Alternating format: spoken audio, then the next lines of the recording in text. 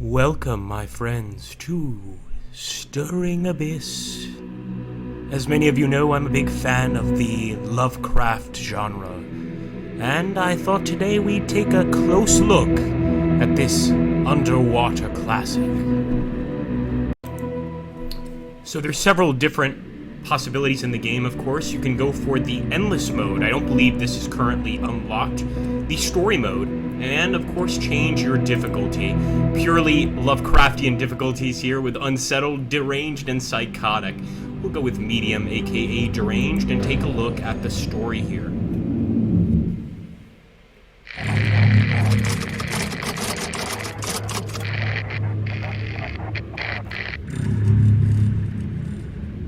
The coordinates brought us to an uncharted peak.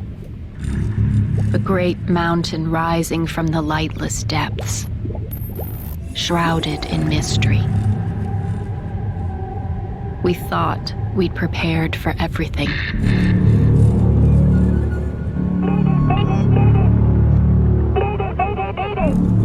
is the USS Salem requesting aid. We have negative rudder control and are taking on water. Our tank mechanisms are unresponsive. Current position is 5-8 TAC 5 1 decimal. Oh my God. What is that?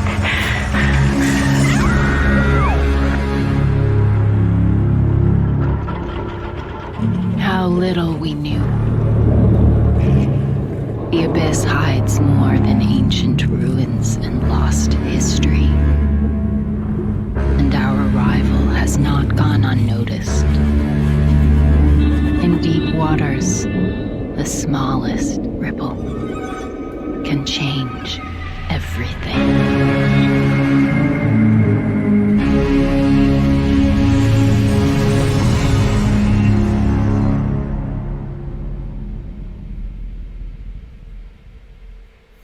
Wow, so obviously, guys, it looks like a submarine at the bottom of the ocean, potentially near the Great Old One Cthulhu. Who knows? It could be any one of the Elder Gods, Yog-Shoggoth, maybe even the King in Yellow. Who really knows? But we're jumping in here to take a look at the game, and I believe it starts off with us combing the ocean floor.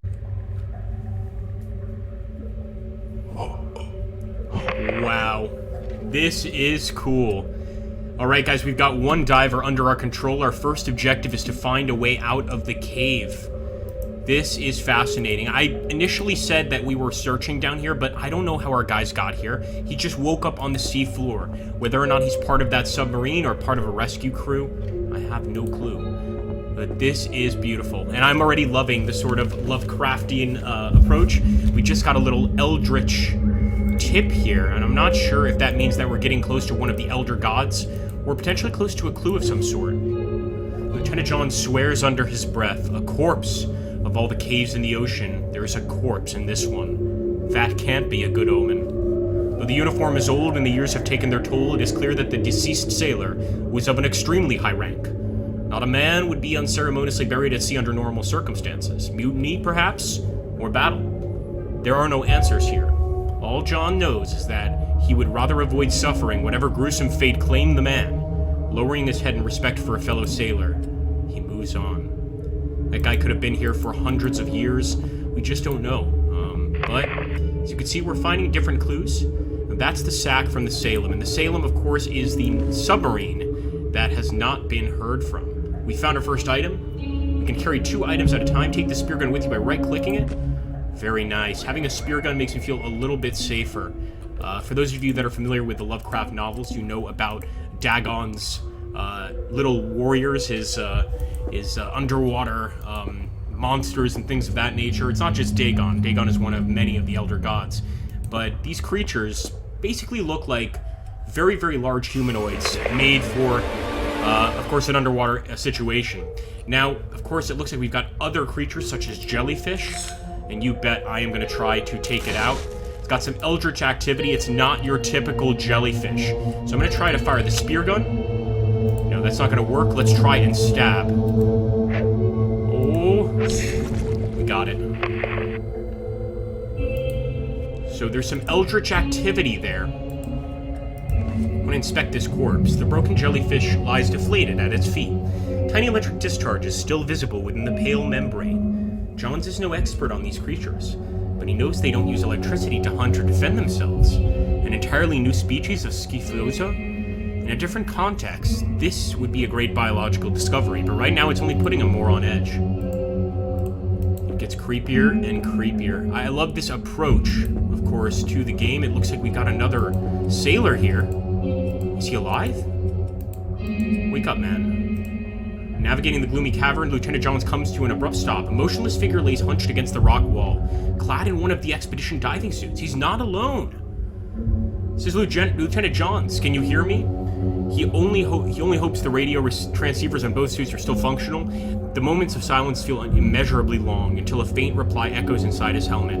I'm here. Copy. It's Petty Officer Magnusson. Groggy and confused just as he was himself upon coming to. What's going on? Where am I? Not a lot of answers as of yet. So as you can see, we have no idea how we got here, guys. We don't even know if we're part of that submarine. So we're going to continue on through this gloomy cave. We've got to try and find the Salem. So we're certainly part of the rescue crew.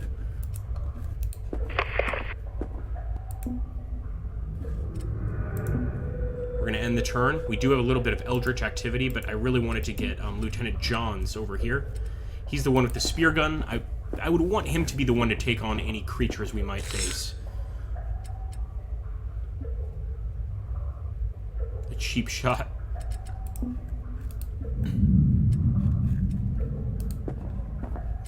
Looks like he does have a diver's knife. Let's get rid of that jellyfish. Looks like we're being swarmed by these critters, although this is not something I'm too concerned by. If you've, of course, read some H.P. Lovecraft, you know there's stuff much more terrifying than a little jellyfish to worry about. So again, I'm not really that concerned. Let's go over here. And it looks like we may have found our way out of the cave. I certainly hope so. There we go.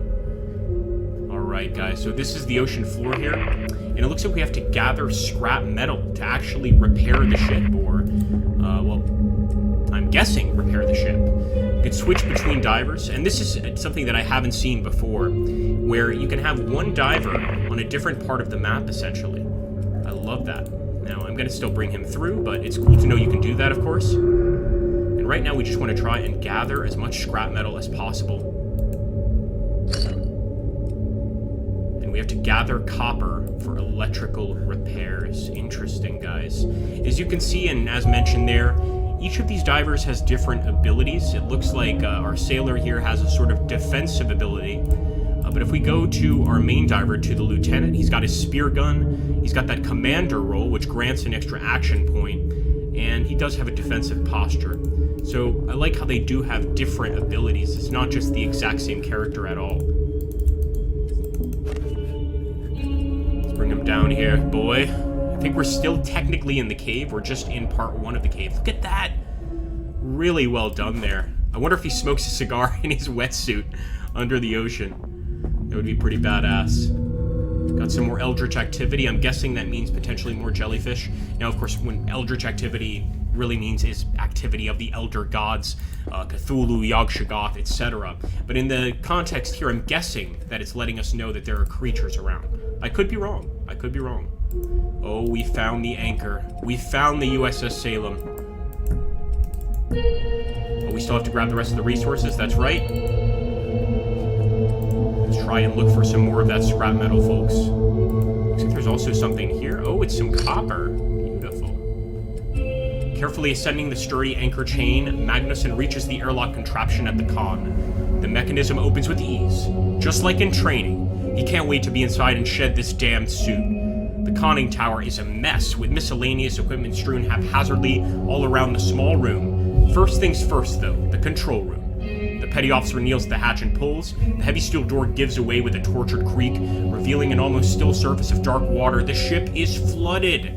Panic rears its head within Magnusson. The Salem is their only way home, his only hope of seeing his family again, if it's too badly damaged to move or even surface. Focus. The sub is floating, which means there's plenty of air inside it somewhere.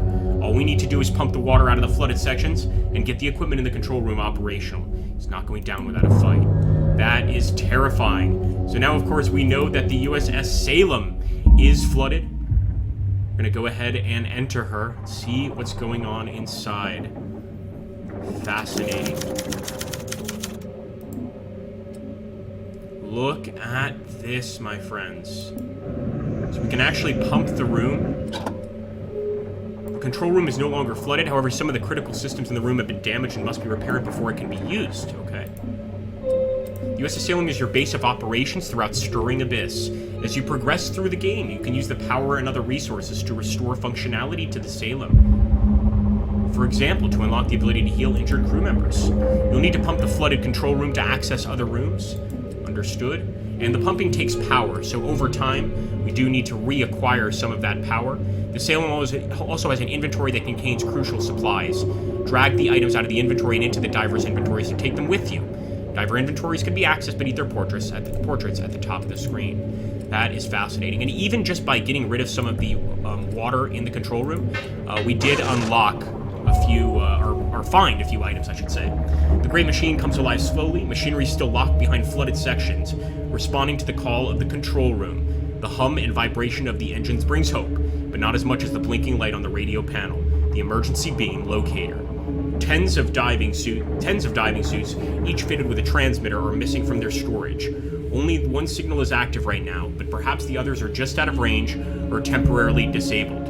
After the difficult repairs and the haunting emptiness they found on the Salem, it feels good to have a clear way forward. Obviously, we have to do a lot of work to get this ship, up to snuff. But to do that, we need to travel around the actual abyss, finding different things, unlocking, of course, different areas and different items, and potentially facing some very terrifying monsters. In fact, if that head is any indicator, there's some very, very scary stuff in this ocean that we have not yet dealt with or haven't yet seen. Perhaps even Cthulhu himself, for all we know. Thank you so much for watching this video, guys. Of course, this is just kind of a gameplay first look video for what I hope is going to be an amazing game. If you want to see more, you know what to do. Hit that like button, drop a comment down below, and please do subscribe if you haven't already. I am certainly going to jump into the rest of this game and try to finish it, so there will almost certainly be some more videos coming up about this particular title. I'm really excited. A strategy game set in the Cthulhu universe. I'll take it. Well, the Lovecraftian universe anyway. I'll take it.